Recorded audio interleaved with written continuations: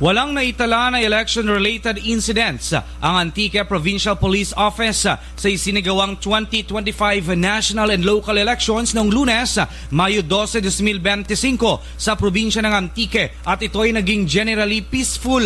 Ang nasabing resulta ang dahil sa epektibong implementasyon ng comprehensive security strategies ng Antique Provincial Police Office, close coordination kasamang Commission on Elections, mga guro at iba pang mga law enforcement agencies, force multipliers at ng komunidad.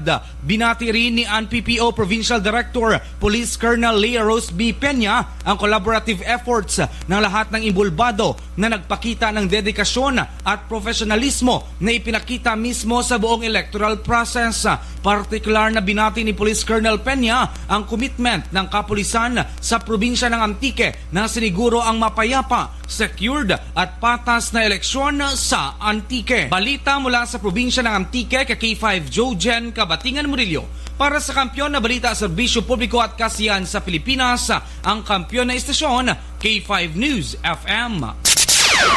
K5 News FM.